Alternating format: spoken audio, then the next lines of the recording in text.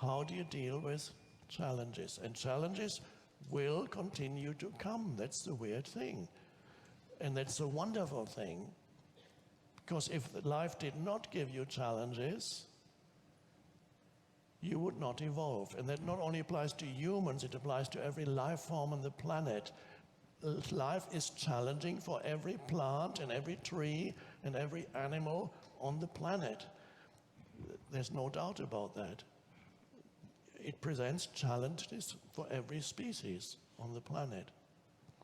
And that is how consciousness grows, through being faced with challenges. And once you see that,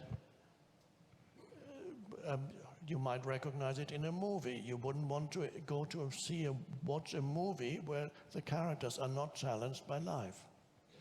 In other words, let's say you go to a cinema and the movie begins and nothing goes wrong. And then you would say after 15 minutes, this is not an interesting movie, there's nothing going wrong. Because almost any movie, something needs to go wrong, otherwise there is no movie. Because it's only if things go wrong, the character gets challenged.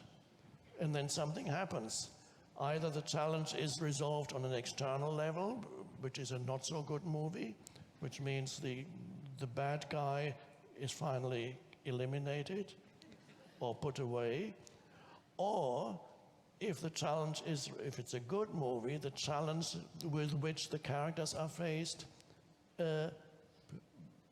brings about a change in the character. And in a very good movie, and there are not many of those, but some, the character becomes more conscious through the challenges. And then you might even want to see that movie again and again and again. It no longer depends, you already know what's going to happen, but that's secondary. You just enjoy the process of watching somebody awaken. And as you watch somebody awaken, you somehow participate in that awakening. And it could even be a funny movie in addition to that. So, one of my favorite movies, I'm sure most of you know it, Groundhog Day. And I've watched that many times. And that shows somebody deeply unconscious who, and suffering and suffering and suffering, is stuck in the same day again and again and again, and he can't get out.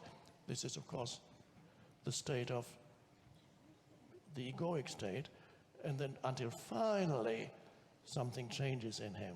Finally he comes to acceptance and surrender, and becomes helpful by accepting and surrendering what is. He becomes helpful to other people, and then in the end, the same day which is forced to repeat again and again, and he's stuck in a place that he hates, in a town that he hates, doing what he hates, seeing people that he hates. And finally, he can't stand the suffering anymore, and then he's not hating anymore, he just accepts. And then suddenly he experiences the same day differently. He begins to awaken. And in the end of the movie, he says, oh, this place is so nice, let's stay here. And then he's free to go. So that kind of movie that you want to watch many times, because that is a rare thing. It shows the unconsciousness, and then how a character, by facing challenges, ultimately self-created, and then there's a deepening that happens. So, and that's reflective of life. You would not want to see a movie when nothing goes wrong, but when things go wrong in your own life, implicitly you think this should not be happening. The movie of my life should be such that nothing goes wrong. I want it to be totally boring.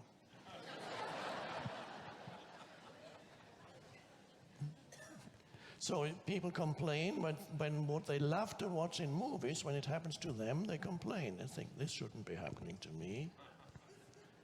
So I'm talking about the challenges that are an inevitable part of your daily existence. And even as you awaken, you get challenged by the gravitational pull of the unconsciousness within yourself, but also in the form of other people around you and situations that you encounter, your workplace, family members, relatives, friends. You are challenged by the unconsciousness of the world that you inhabit. And that's how it's meant to be.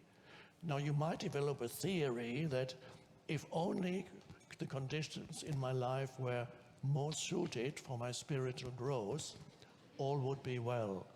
And then if you could devise a list of things that you need in order to facilitate your spiritual growth, you would say, okay, I have enough money to go to the most exquisite spa places in the world where I will have massages 2 or 3 times a day, live in absolute bliss with the most pure food imaginable.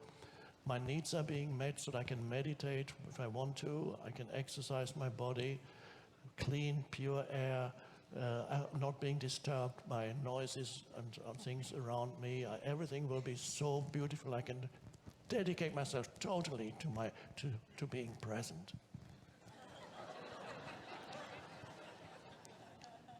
And if that became a reality, for a while you would be happy, and then after a while you would find your level of presence decreasing. After a while, it can be nice as an interlude in your life for a week.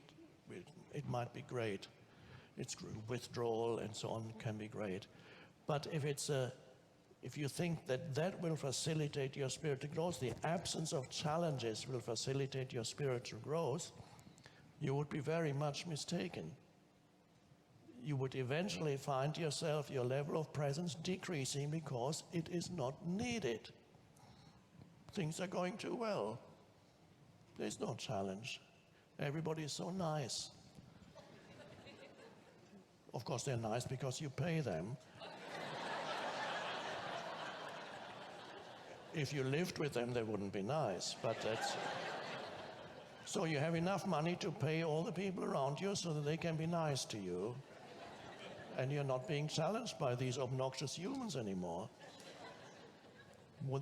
It would not ultimately facilitate your spiritual growth.